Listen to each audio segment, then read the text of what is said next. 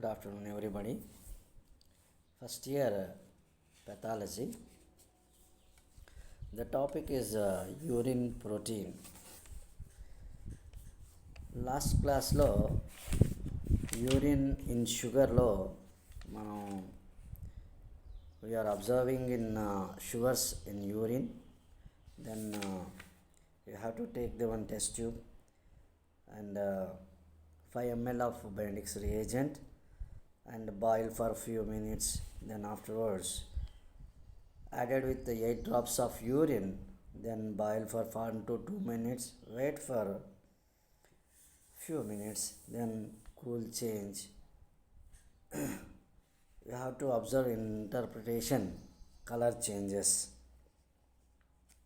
So that is a qualitative estimation of glucose in urine.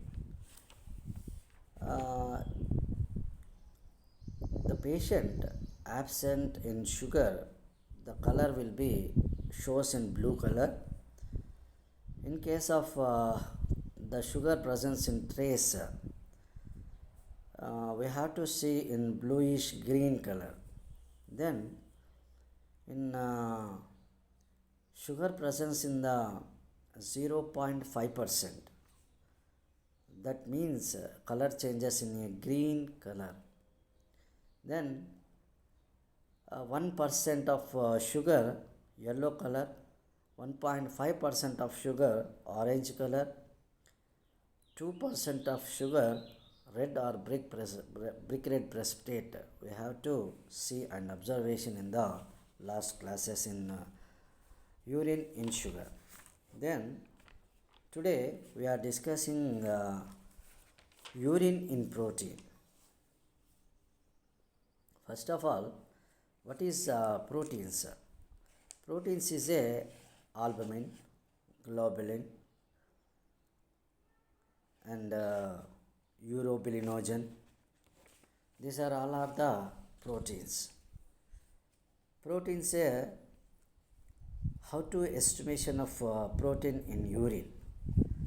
The question is qualitative estimation of protein in urine, or write the procedure for determination of protein in albumin. First of all, aim qualitative estimation of protein in urine.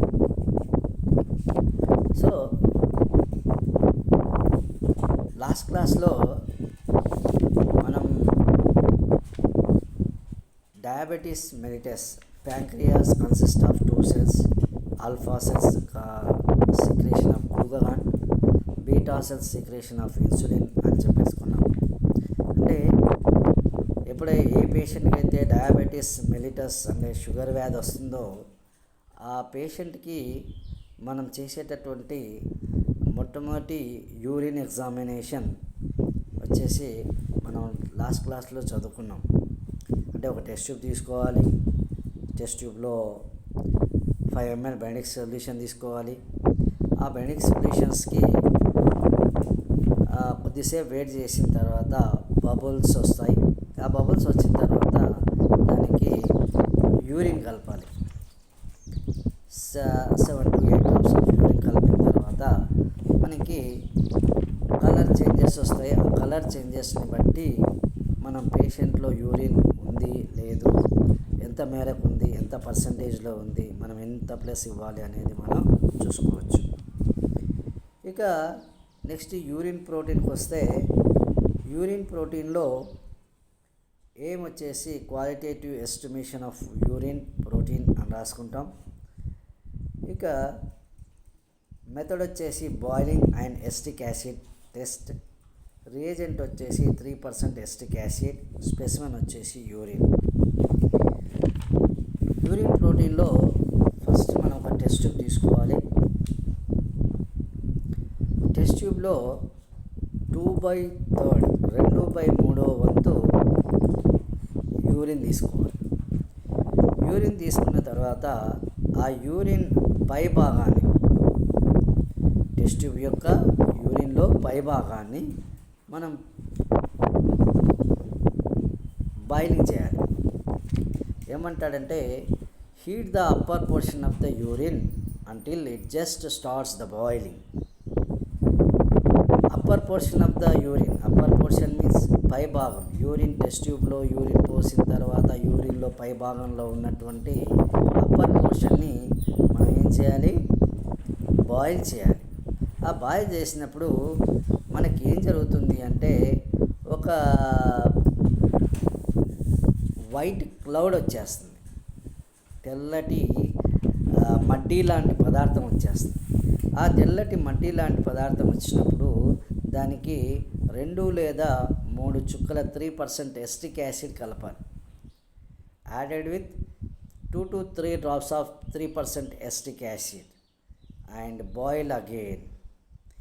ఎప్పుడైతే turbidity వచ్చేసిందో, white cloud వచ్చేసిందో, 2 or 3 drops of acetic acid కలిపితే మనకి ఆ cloud అనేది disappear అంటే తొలగిపోతుంది.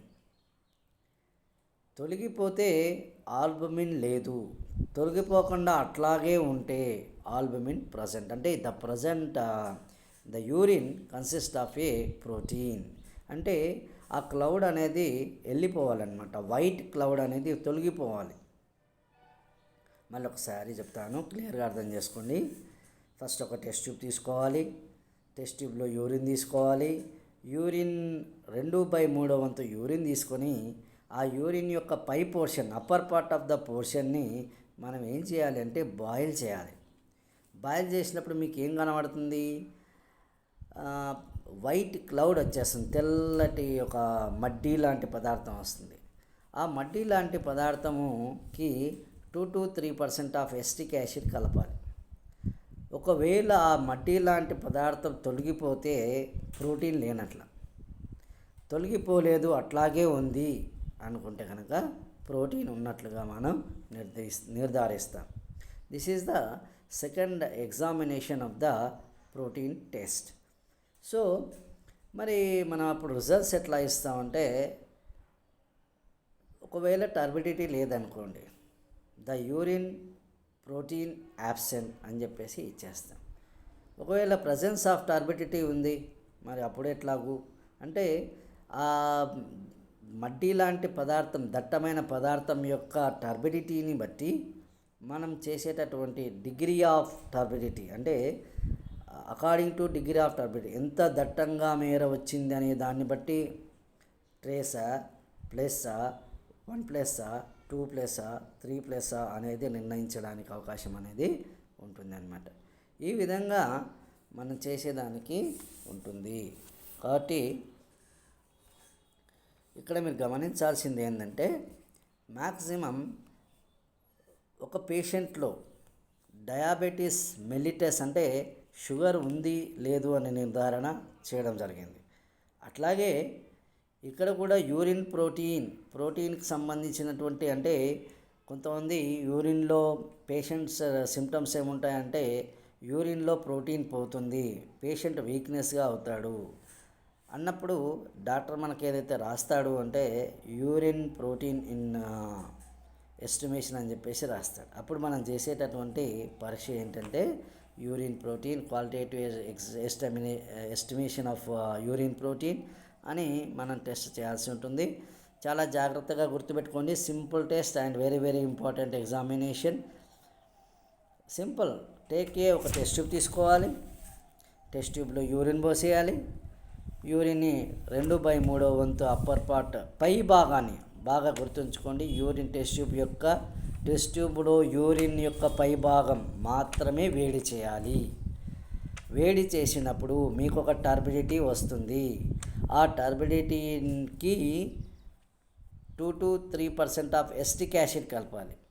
కలిపినప్పుడు ఆ 2 లేదా 3% ఆఫ్ ఎస్టిక్ యాసిడ్ కలిపినప్పుడు మనకేం జరుగుతుంది అంటే ఆ వచ్చినటువంటి ఏదైతే టర్బిడిటీ లేయర్ ఉందో ఆ లేయర్ డిసపియర్ అయిపోవాలి, అంటే కనిపించకుండా వెళ్ళిపోవాలి.